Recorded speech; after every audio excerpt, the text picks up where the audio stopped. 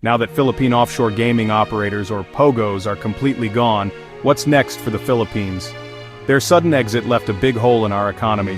The effects are clear in what used to be busy offices, restaurants, and businesses, suddenly quiet, suddenly losing money. In this video, we'll look at the changes caused by the POGO exit and how it affected Filipinos. From real estate to small shops, we'll see the real impact on communities. What chances might come from this situation? How can we get back on our feet? This story is about change, adjusting, and finding a new start for our country. Come on, let's learn about the lessons and possibilities left by the POGO era. Let's take a moment to go back. Let's rewind the clock and revisit a period not too long ago, a time that significantly shaped the landscape of the Philippines. Back to when POGOs, or Philippine offshore gaming operators, were not just present but undeniably big. They were a major force in the Philippines, leaving an indelible mark on various sectors. The story begins in 2016, a pivotal year that marked the start of this unique chapter. It was then that these companies started to arrive in the country in substantial numbers, establishing their presence and operations. Their arrival triggered a noticeable economic boom, a surge that rippled through different industries and communities. The real estate sector experienced a particularly significant boost with increased demand for office spaces and residential units. Small businesses also thrived, benefiting from the increased spending power and the growing consumer base. Modern offices and luxurious condos, especially in the bustling Bay Area, the financial hub of Makati, and the vibrant city of Pananaw, became magnets, filled to the brim with POGO workers from across the region. As a result, rental rates experienced a significant surge, and businesses across various sectors reported impressive gains and profits. Numerous Filipinos found new opportunities to earn a living and improve their financial standing, working as agents, facilitating various aspects of the POGO operations, providing transportation as drivers, ensuring safety and order as security guards, and delivering exceptional customer service as service staff. A wide array of restaurants, readily accessible convenience stores, and convenient laundry shops rapidly popped up to cater to the specific needs and preferences of the growing POGO workforce. But this rapid growth and expansion also brought with it a set of challenges and problems, including soaring rental costs, increasing social tensions within communities, and a rise in crimes that were directly or indirectly linked to the POGO industry. Gradually, these pressing issues began to sow seeds of doubt in the minds of the public, leading people to question whether POGO should continue to operate and remain as a part of the economic landscape of the country. Ultimately, the period that was initially hailed as a golden age of economic prosperity and growth started to reveal underlying cracks and vulnerabilities, paving the way for significant changes and shifts in policy and perception. The POGO exit wasn't sudden. Many reasons came together.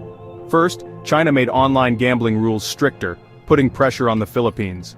Second, the government put in higher taxes and rules, causing some companies to move. Also, the pandemic hit. Many Chinese workers couldn't come back, operations and profits went down. Calls to ban POGO also grew stronger because of crime and corruption issues. With both outside and inside pressure, companies slowly started to leave. Others kept going illegally, making the problem worse. In the end, the POGO exit closed an important chapter in our economy. The departure of POGOs from the Philippines created a ripple effect throughout various sectors. Its impact was particularly pronounced on the real estate market, leaving a significant void. Millions of square meters of prime office space, once bustling with activity, became empty and desolate, a stark reminder of the industry's contraction. Consequently, rent prices experienced a significant drop, reflecting the decreased demand. Property owners faced considerable challenges in securing tenants and maintaining their investments. Many individuals lost their jobs, a harsh reality of the economic downturn. The impact extended beyond POGO employees, affecting a wide range of professions. Drivers who ferried employees, security guards ensuring building safety, and dedicated service staff maintaining the premises all faced job insecurity. For every direct POGO job that vanished, approximately 4 additional jobs in supporting industries were also lost, creating a cascading effect. Numerous businesses that relied on the POGO ecosystem, restaurants catering to employees, milk tea shops offering quick refreshments, and convenience stores providing everyday essentials, were unfortunately forced to close their doors due to decreased patronage. But amidst the challenges, new opportunities and possibilities emerged. The business process outsourcing, BPO industry for instance, experienced a boost. They benefited from the availability of cheaper office space, making expansion more viable. Simultaneously, rent became more affordable for local residents, easing financial burdens.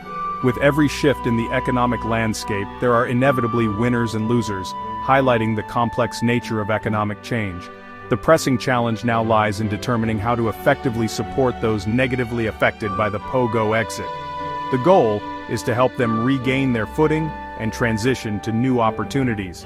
It's crucial to remember the Filipinos who experienced hardship as a result of these changes.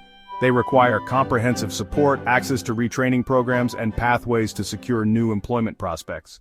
The rise and fall of the Philippine offshore gaming operators, or POGO, serves as a stark reminder. It highlights the inherent danger of relying too much on a single industry, especially one as volatile as online gaming. This over-reliance can create a fragile economic foundation. When a significant portion of our economic activity is concentrated on one industry, we become vulnerable to its fluctuations and potential collapse.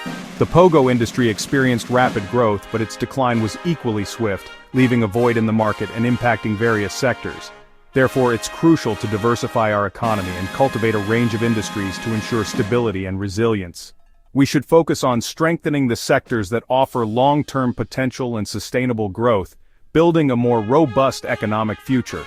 This includes investing in agriculture and farming, bolstering our manufacturing capabilities, promoting tourism across our beautiful archipelago, and further developing the business process outsourcing (BPO) sector.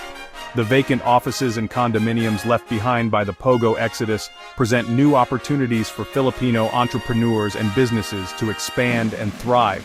To facilitate this transition, we need strong support from the government, including skills training programs, comprehensive benefits packages, and robust job placement assistance for those who have lost their jobs due to the POGO downturn. True and sustainable growth is measured not just by economic indicators, but by our collective strength and the inclusion of everyone in the benefits of progress.